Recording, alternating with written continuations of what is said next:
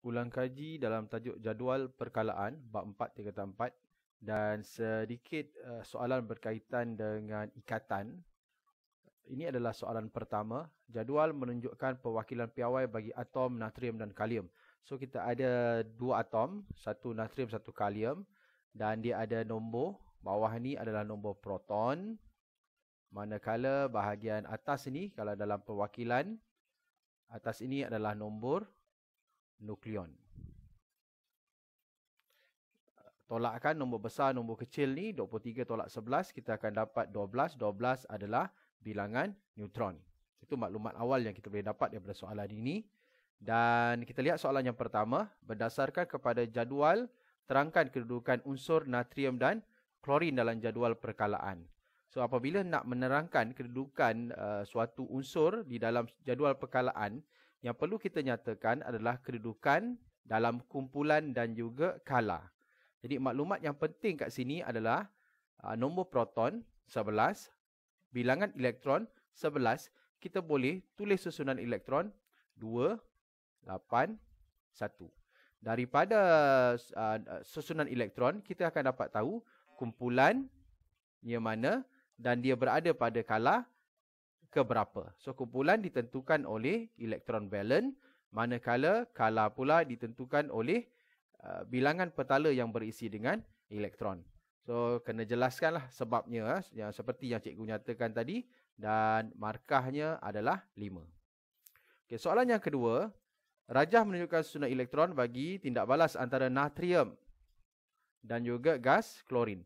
Terangkan bagaimana sebatian itu terbentuk dan lukis susunan elektron untuk sebatian tersebut. Yang ini berkaitan dengan ikatan. So kita ada natrium 281 macam cikgu cakap tadi. Kumpulan dia 1, dia adalah logam. Manakala klorin adalah unsur bukan logam. Ikatan yang akan terbentuk adalah ikatan ion. Jadi pelajar perlu lukis susunan elektron untuk sebatian yang terbentuk. Kalau ion tu dia akan ada kandang dan tunjukkan proses perpindahan yang berlaku bagi setiap atom. Terangkan bagaimana ikatan ini terbentuk. Okey, untuk soalan 3, atom klorin pula boleh bertindak balas dengan atom karbon. So cikgu berikan kat sini karbon, susunan elektronnya 2, 4. Jadi sekarang ni, karbon adalah unsur bukan logam. Klorin bukan logam. Jadi apabila dia membentuk ikatan, ikatan yang akan terbentuk adalah ikatan kovalent. Sebatian kovalent juga akan terbentuk. Okey, apa yang soalan minta? Bandingkan takat lebur bagi sebatian yang terhasil. Semak nota pintar dan cuba jawab. Terangkan jawapan anda. Tengok markah dia 5. Kena nyatakan dulu takat lebur dia kalau kita bandingkan dengan ion macam mana, itu ada markah. Lepas tu setiap penjelasan menerangkan setiap satulah ikatan ion kenapa dia takat leburnya macam tu, berikan alasan. Manakala sebatian kovalent kenapa dia macam tu, berikan alasan. Dia membawa kepada 5 markah. Dan soalan yang terakhir untuk soalan 1, rajah menunjukkan pemerhatian gas argon dan oksigen diisi ke dalam mentol. So kita dapat lihat, kita ada mentol, suis dihidupkan, mentol menyala untuk tungsten yang mentol tungsten ni, mentol biasa yang ada gas argon. Tetapi bila kita letakkan gas oksigen, mentol terbakar. Berikan sebab berkaitan dengan kestabilan dua jenis gas itu. Kita pergi kepada soalan nombor 2. Dia berikan unsur dan juga nombor proton. Macam tadilah, kegunaan nombor proton ni, kita boleh dapat bilangan elektron. Sekiranya nombor proton 3, bilangan elektronnya adalah 3. Kita dapat tuliskan susunan elektron dia 2, 1. Kita tahu bahawa dia berada pada kumpulan 1 dan berada pada kala kedua dalam jadual perkalaan. Dan kat sini soalannya ialah dikata, soalan yang pertama, nyatakan susunan bagi unsur Q dan R dan S mengikut jejari atom menaik. Maksudnya, jejari atom menaik ni daripada saiz kecil kepada saiz besar. Ini yang disuruh buat. Okay, so macam mana nak tahu daripada susunan elektron? Contoh, kita ada 21, kita ada 281. Ini cikgu berikan contoh, bukannya susunan elektron dia ni 281. Okay, so kalau kita nampak 2 ni, 21, 281, mana yang lebih besar? Yang lebih besar ialah 281. Kenapa 281 ni lebih besar? Ini saiz dia besar, ini saiz dia kecil. Kerana bilangan petala yang berisi elektron, yang bulat-bulat tu, petala dia dekat yang bawah ni, dia ada 3. Yang ini dia ada 1. Dalam kala yang sama, contoh 281 dengan 287. Ini natrium, ini klorin. So, kalau kita bandingkan saiz antara natrium dan juga klorin, saiz mana yang lebih besar? Saiz natrium tetap lebih besar. Klorin dia akan jadi kecil dari segi saiz.